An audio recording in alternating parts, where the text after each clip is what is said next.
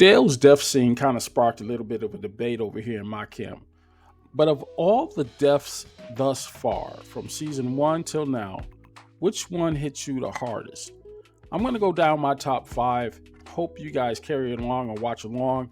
Make sure you're checking out the recipe, the stuffed French toast recipe that I put on the front of all my videos. Then we're going to get into our discussion. Also, make sure you're hitting that like and subscribe button so we can keep this conversation going. Without any further ado, let's get into it. Nothing says easy and delicious like this 3-ingredient cream filling. All you're going to do is put 2 ounces of cream cheese, about a quarter cup of powdered sugar, and a little over a teaspoon of vanilla extract, and it is done. Now, we're going to mix in with 1 egg, about a quarter cup of heavy whipped cream. Then going to add our vanilla extract and our nutmeg and cinnamon and whisk it all together. That is it.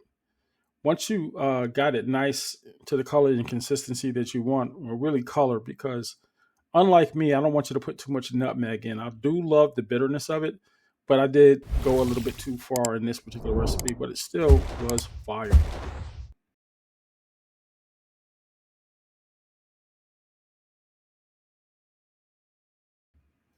And that's really all there is to it. I'm not even going to prep the camera long enough to fry this stuff. I'm just going to show you the finished product. Enjoy.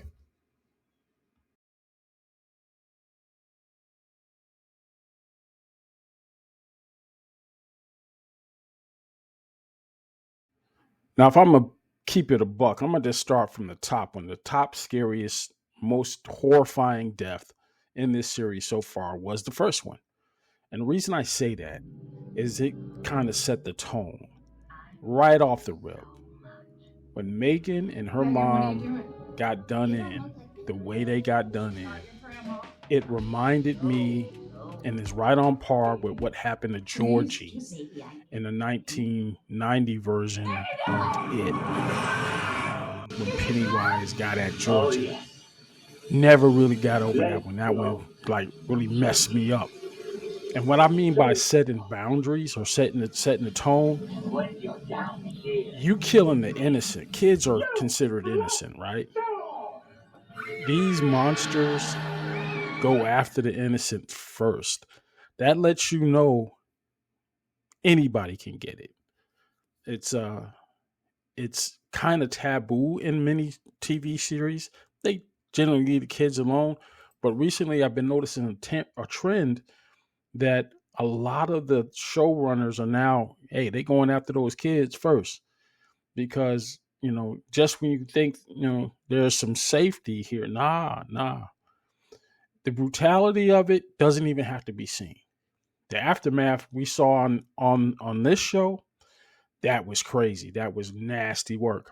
But yeah, that has got to be the most horrifying death so far for me. Next on my list is not for the victims. It's for one of the actual creatures. Why did this register as one of my top five? This was the bus scene at the beginning of season 2. And it's because of Smiley, aka Jamie McGuire. He's the actor that played the smiley face monster. His sadistic smile is the stuff of nightmares.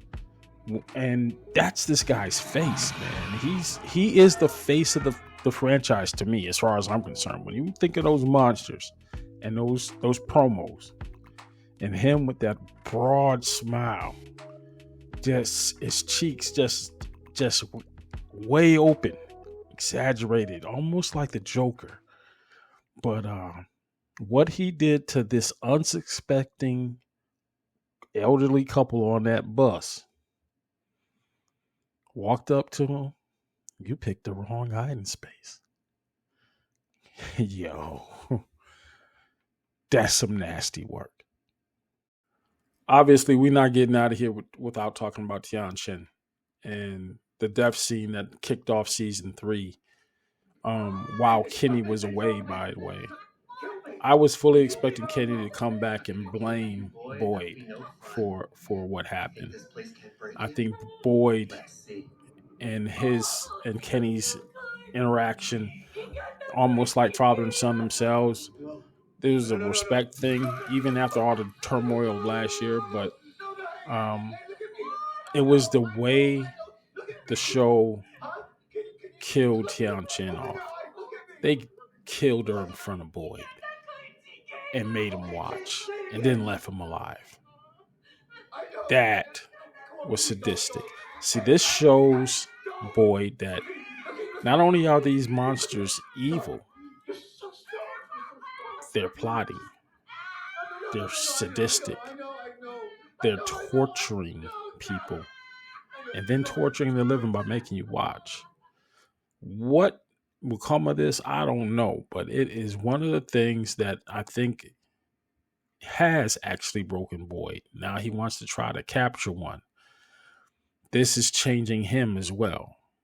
So it'll be interesting to see. But as far as deaths go in this series, this one ranked up higher than the latest one. Now I got a tie for number 4. Number 4 worst death or a toss up. They both were killed by slashes to the throat. I'm talking about Father Khatri and Nathan. Nathan was done in by his sister. Father Khatri, one of the creatures.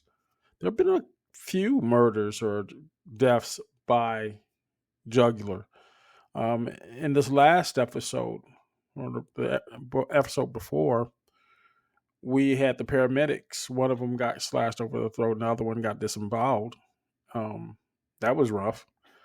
But Father Khatri and Nathan, I believe there's so much more backstory that we're going to find out in this series. Father Khatri still has reoccurring roles in the ghost form or in Boyd's imagination, and he's having these conversations with Father Khatri. But those registered more on an emotional level than the latest slaughter. It wasn't a tree that killed these two like Dale. These were personal. Now, especially with Sarah's killing of her own brother by trying to save everyone. And we're going to have another theory about this whole concept of saving later on in the series. I want to talk about one thing, but I'm not really ready to put that out there yet. So, yeah, number 4, Father Khatri and Nathan.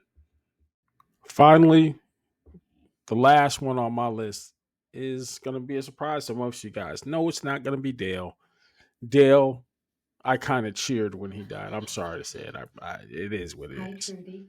You know, when he came out of that wall, or almost came out of that wall, when that lady asked for help, I was like, yeah, go get some spackle and a putty knife. But nah, seriously, the character that I wish we could have saw more of, who got killed very brutally, was Trudy.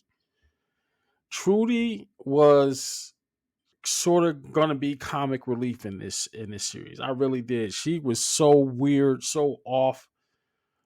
But her death scene, it's the audio that got me on that one. That blood curdling, muffled. It wasn't a scream, but just agony. And man, on her favorite pillow, yeah, that was rough. That was rough. And I don't think she gets enough credit in this series, man, because she was a free spirit in this bad boy. She was obnoxious. She walked around Colony House like she owned the place, and just invited herself to everything in there. A clear kleptomaniac. But yeah, her death was like, dag, there goes comedy. So I don't know, man. Let me know what you think about my selections Add your selections to the comment section. I'm thinking about expanding some of the stuff, maybe doing some lives. I don't know. Let me know what you want to see on this channel. Make sure you try that French toast recipe.